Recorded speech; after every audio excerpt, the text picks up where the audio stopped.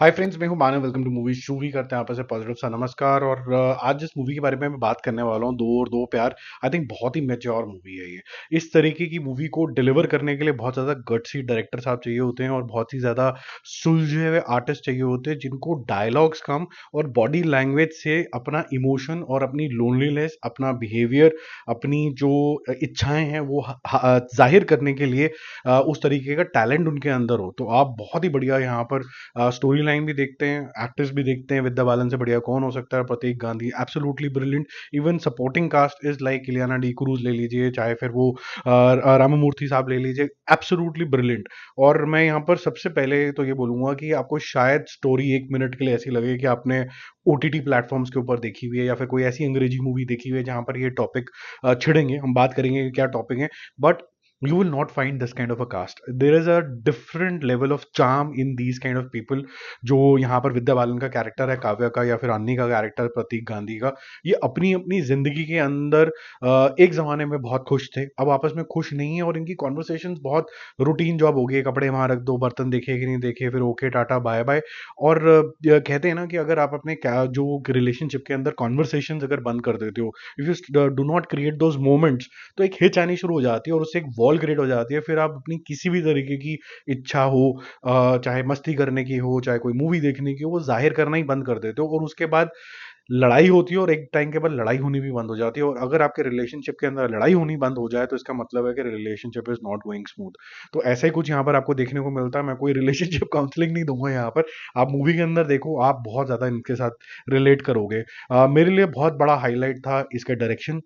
जिस सुलझे हुए पंच से उन्होंने इसको डिलीवर किया है। यहाँ पर पंचेस हैं बड़े बड़े डायलॉग्स की जगह पे, एक जना कुछ बोल रहा है, दूसरा जना आर्ग्यू कर रहा है, तीसरा जना जो व्यूअर है वो इसका एक अलग इंटरप्रिटेशन निकाल रहा है और उसकी सिचुएशन के ऊपर एक स्माइल मुंह के ऊपर जरूर बन जाती है, जो कि एक सटायर का भी काम करती है। और आपको ऐसा लगता है कि यार तू इस सिचुएशन में फंसा क्यों। फिर आपको at the end of the day you realise that this situation was a must situation for them to realise who these people are and what is that one step that they can take forward to kind of rebuild their equation with their life partners।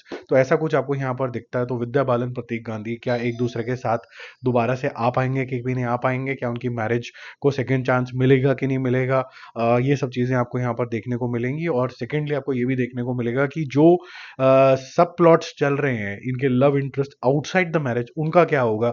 वो एक interesting point है। But जो expert audience है, जैसे मैंने बोला, बहुत से लोगों ने ओटीटी ओटीटी में स्टोरीज, इस तरह की स्टोरीज देखी होंगी, और वो थोड़ा सा गेस जरूर कर लेंगे। ये मूवी काफी ज्यादा लवेबल भी है, क्वेश्चन मार्क भी रेस करती है आज के रिलेशनशिप डायनामिक्स के ऊपर।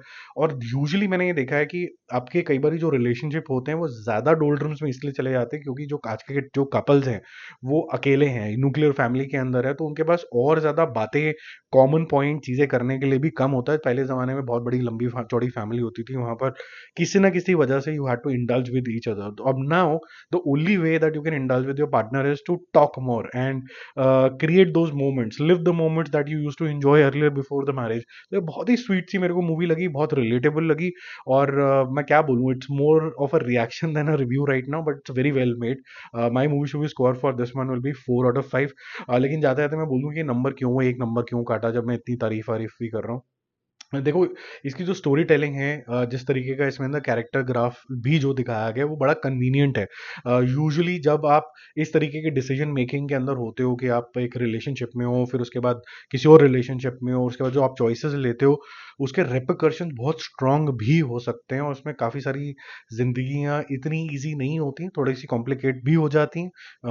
और अलग बंदा जो होता है उसकी भी डिमांड्स भी बहुत ज़्यादा स्ट्रांग हो जाती हैं। Not necessary things will be smooth the way you want it.